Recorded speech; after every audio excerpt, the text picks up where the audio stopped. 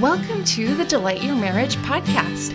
You're joining me, Belah Rose, as I dive deep into the beauty, power, and truths about intimacy. Learn not only the practicals, but the heart behind what making love is all about. Delight your marriage. Hi there, dear wife. I am so grateful that you decided to listen to this episode. And you might also be a husband listening who's just curious if there's anything that you can gain from this conversation. And I hope you do. And I hope that you come to it with a heart of, Lord, what can I learn? How can I make my wife feel safe? We all need humility. We all need more pure motives.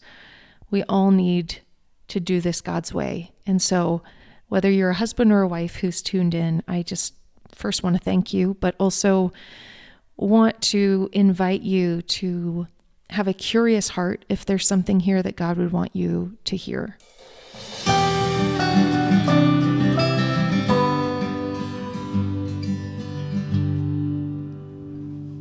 So this is going to be part 1 of 2 episodes.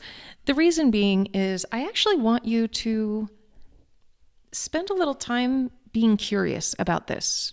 Maybe you're going to listen to this the day that it's released, hopefully, or in the future, no big deal. But I do want some time to go past, or time to go by between these 2 conversations, because I want you to really take some time to be curious in your heart about this.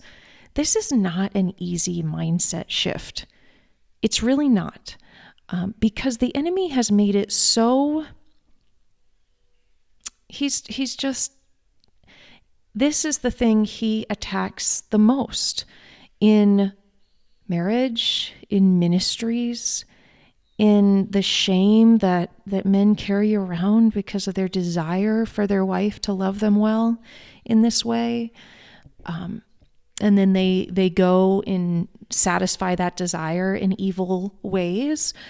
But it's out of this desire that's God-given, but only in the right context.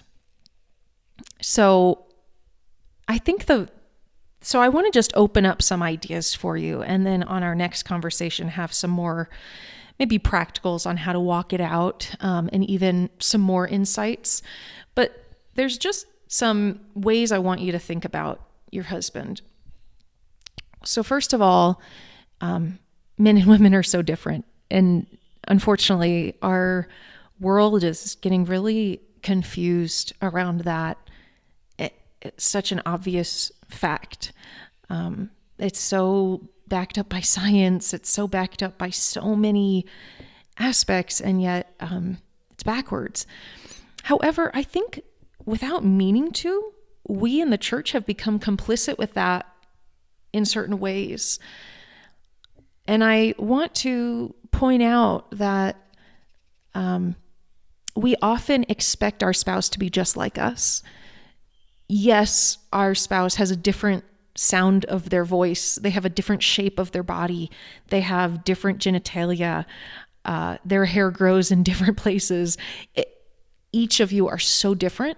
And then so often in terms of emotional needs, we expect each other to be the same. We expect the other to know how to love us at our heart's core desires. And those expectations don't make sense when we're like, yeah, I don't expect him to be able to speak in a high-toned voice because he's a man. I also don't expect her to be as strong as me because she's a woman. Just, all speaking in generalities, of course. But I just want to invite you, husbands and wives are extremely different. And your husband's sin is not worse than your sin. We all have our sin. God made sex. He designed it. But I think we can go even more practical. God designed your husband's member.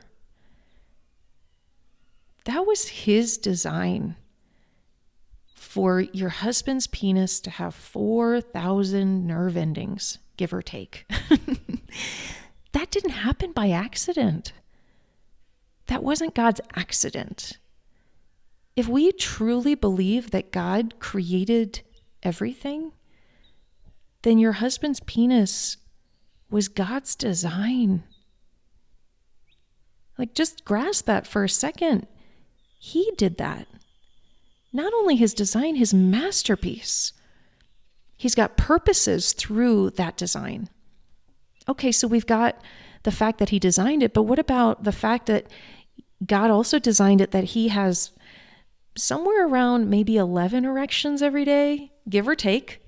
Everyone, unique for different reasons, but some even less because of, they're not consumed with their desire anymore. That happens sometimes when men go through my program because they're filled up by other things and their life doesn't revolve around that anymore. But God designed your husband to have many erections a day, because a flaccid penis doesn't have, means a soft penis, if you will, a non-erect penis, doesn't have blood going through it.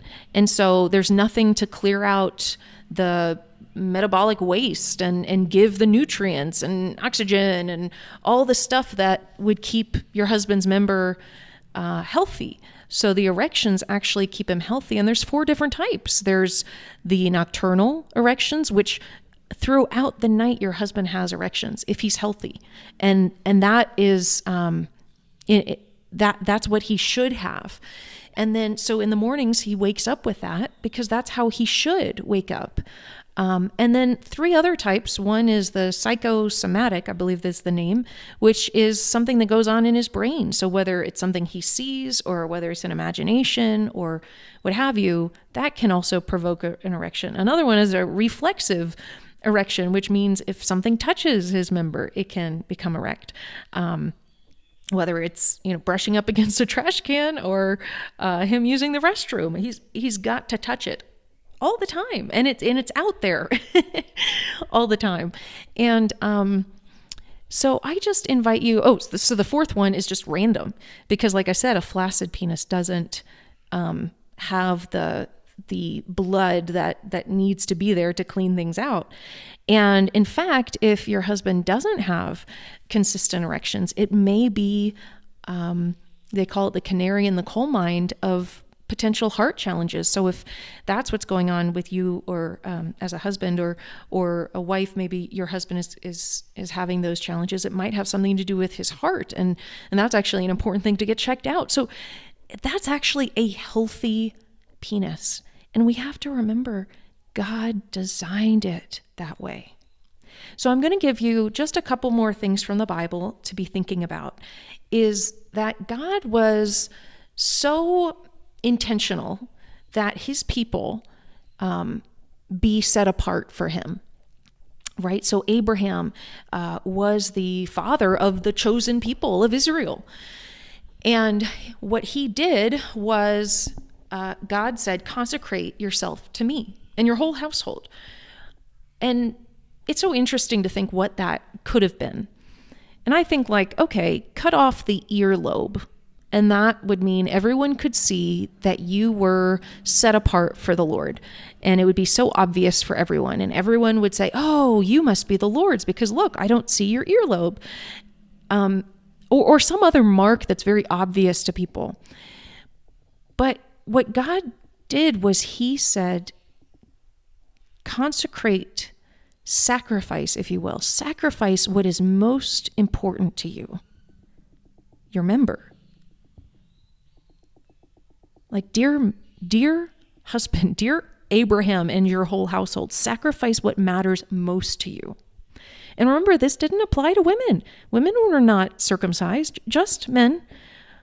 And it was that important. And I think us as women, if I'm not mistaken, can't fathom why God would do that, except to realize it's that important. Because Abraham didn't know if he'd ever have sensation again. He didn't know if he'd ever have feeling again, if he was just damaging his body, if he'd ever be able to even have sex again. And yet he said, God, I trust you with what's most important. I trust you with what matters most in my body. And I just want to remember, dear wife, things are a big deal that way. And, I would say if you do a concordant search for do not commit adultery or those sorts of phrases around adultery, it's everywhere in the Bible. It is everywhere. And as a woman, it's like, yeah, obviously that would be horrific and damaging to every relationship ever, and it's horrifying to the witness of Jesus, and it's horrific. But I think if we're wise wives, we might want a curious heart around why would God say it so many times? Why would it be repeated so many times? I mean, the Bible is not that long. Like, couldn't he have just said it once and that would have been enough? And we would be like, yep, done, no problem there. But if we could see that's how powerful sex is. You don't just say it once. It's got to be repeated over and over and over again. And I mean, think of the men of God that fell to the power of sex. Just in the Bible. I mean, it's happening all over our world today, and it's so, so sad. And that's why this work matters so much.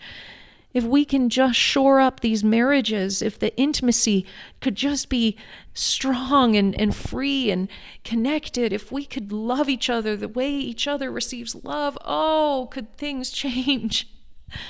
And it takes, obviously I'm talking to men in other episodes more so, but this episode is more so about wives. What can we do? And just think about what man in the Bible fell to the power of sex? Well, we've got Samson, right? Samson and Delilah. We've got David and Bathsheba. We've got Solomon and all his wives. And remember, Solomon was the wisest man that ever lived.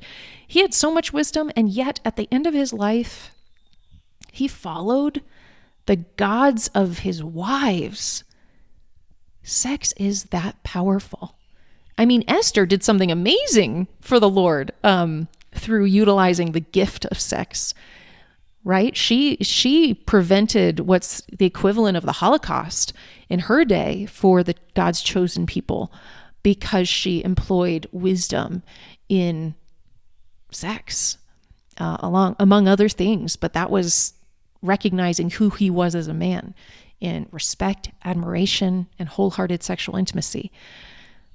So it is so powerful. But really, the title of this episode says it all. Love his member, win his heart. It's your attitude towards God's design. It's your attitude of love. And that's a choice. It's a choice of attitude. It's a softening of your heart. This wasn't your design. It was God's. It was God's design. And yes, the enemy has sought to destroy and pervert and make just, totally shatter this most important aspect of life. I mean, even Paul says he says it's a great mystery, but I'm speaking of Christ and the church. Like, intimacy is really close to God's heart, and that's why the enemy has such a attacks it with such voraciousness, I guess.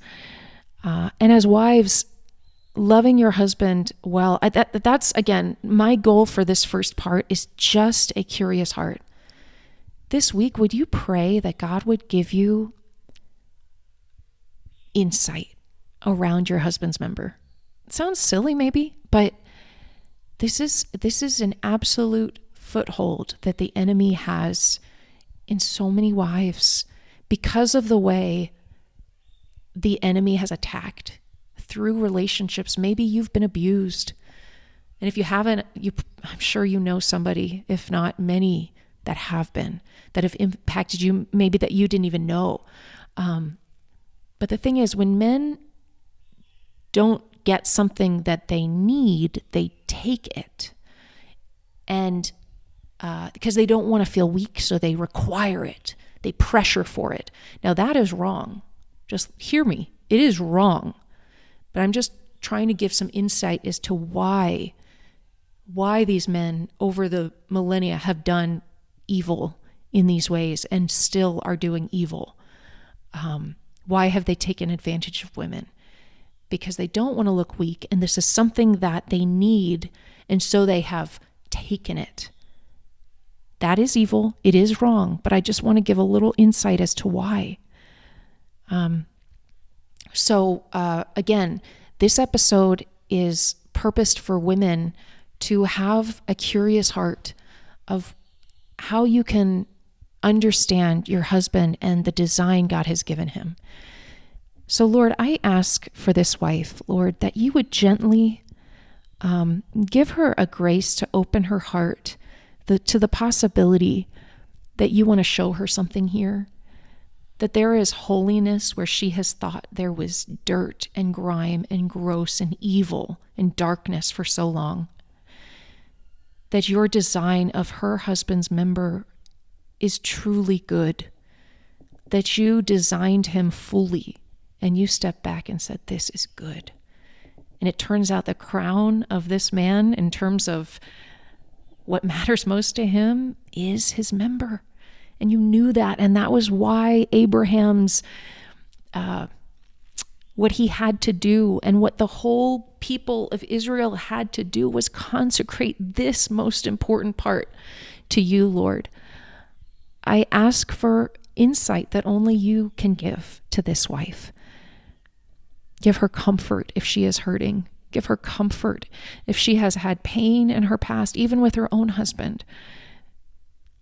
Lord, that if she has been treated wrongly for any and all reasons, Lord, I ask for grace and comfort for her. In the name of Jesus, amen. I hope and pray that this week you will ponder, process, pray, and I'm excited to chat more with you next week. God bless you.